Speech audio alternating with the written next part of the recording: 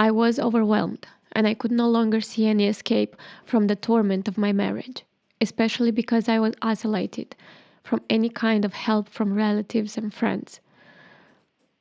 I couldn't tell anyone anything, nor could I leave any room for suspicions that I was having a hard time, so that I wouldn't have to endure even more pain. The psychological, verbal, and physical violence started for increasingly puerile reason, going as far as violent explosions because the smell of food reached the living room. I didn't know how to please him anymore, and thus prevent such outbursts, especially in front of the children, or while I was holding them in my arms or breastfeeding. When I failed to answer the phone in the first few seconds of the call, I was given an ultimatum. Only take the children, 1 month and 1 year and 9 months old, and disappear into the winter cold before he got home. Otherwise, he would tear me to pieces when he arrived. I felt that he was not joking at all. Then silence.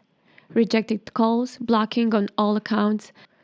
I knew that he was determined in what he had set out to do. It was the first time I knew that I had no escape. I called an association found on the internet to take refugee, and they told me that they could not receive me until I had a forensic certificate attesting to the violence. I still had the marks from when he broke the mop handle on me because I started mopping the floor without asking his permission, but there was not enough marks to truly show how dangerous he had become. I was advised to stay and wait for him to come, then call the emergency number.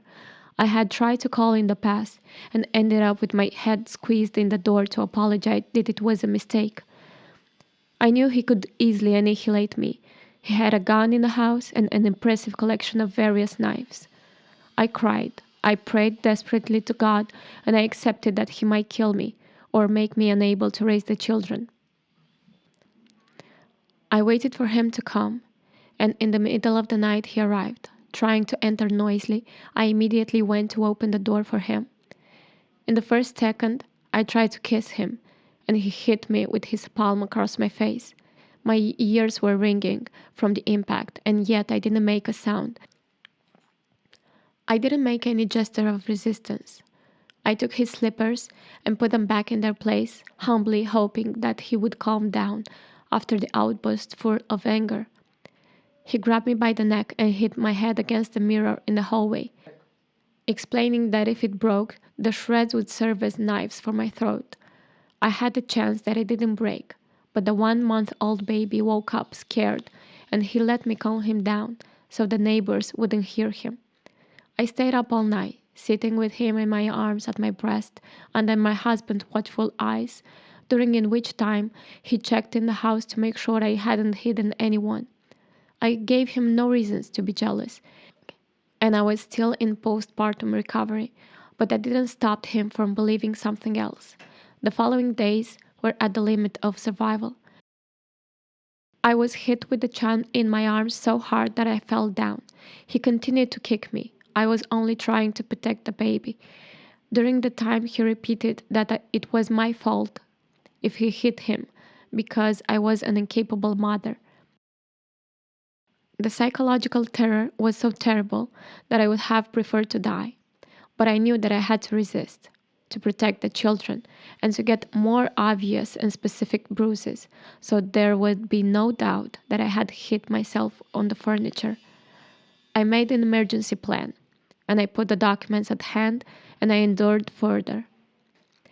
One day we went with him to his grandparents' house. There, because the fire were not burning well, he burst out and started yelling at me. And when I was bent over to stir the fire, he threw gasoline on it and the flame engulfed my hair. Scared, I started to scream and ran towards the well, but he caught me and bit my lip until I bled. There followed a lot of slaps and punches that continued forcibly into the house, away from neighbors or other possible spectators. I felt that the cup was full, and I could not endure any more. I asked to live our lives separately and do not destroy our lives together, but his answer was that we could only separate through death. I couldn't call the emergency number because I had tried before and the police couldn't find me even after an hour. I felt deliberately mutilated, more spiritually than physically. The children couldn't stand such an environment for much longer either. I did everything he wanted, hoping to get back to Yash and do something for mine and children's safety. On the way to Yash, he intended to leave me in the middle of the night at the edge of the forest because one of the children was crying. The next morning, at 5 o'clock, he was in line at the opening of a hypermarket, and he was calling me desperately every minute for useless clarification. Then he came and made me carry the luggage from the car into the house as for Dragobete, Romanian's Valentine's Day, and because I demanded some apologies, he bursted out again violently, asking me to take the children and disappear, or he would do something reckless. I felt that it was not a threat said in anger, but it was as serious as possible. His eyes were bulging, his veins seemed about to burst on his face and neck. He was grinding his teeth, and I understood that the only way was to comply quickly and get out of the door with whatever I could grab faster. That's how I decided to start my journey to freedom, with no way back. I walked with my heart boiling with joy through the winter of cold of minus 17 degrees, with 2 babies with whom I didn't know where I would sleep, but I knew that God would not forsake me. I went directly to the Forensic Institute. I still had ash on my hair and blood on my teeth, and from there I received guidance and help adapted to my needs through the Gloria Project and Child Protection Services. Over time, the emotion I felt related to the danger I was in proved to be very real. After a period of time, he came at my apartment and tried to take my life in front of the children.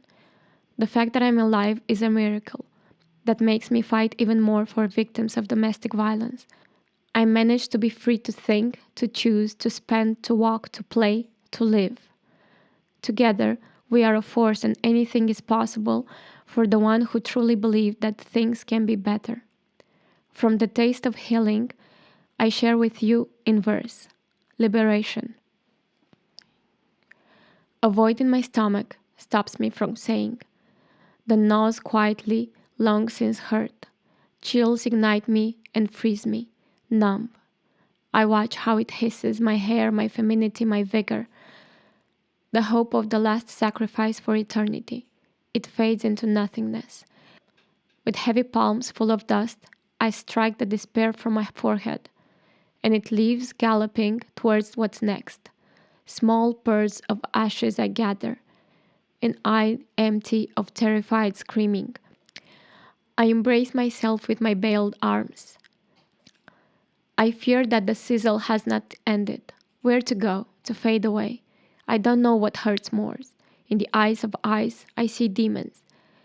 I tear with my palms everything that is still binds my soul to the wet and burnt land. Everything is extinguished, and I have frozen. In the corners of my mind, icicle grows, to be my soldier towards lives. Do not beat the lip that kissed you, for their blood spears wormwood. Do not drag me into darkness, where the demon screams and angels are silent. And don't hit my eardrums any more, tyrant, for in vain I have my head bound. I would have preferred to not be such a painting, painted in tears, blood, and ash. You have crushed without fear a mother. Give me back the love with interest, if you can, to grow from it at my breast to angels I borrow from heaven. Balm from any crushed soul, solace for wounds and human pains, divine smile and courage for any living eye, liberation.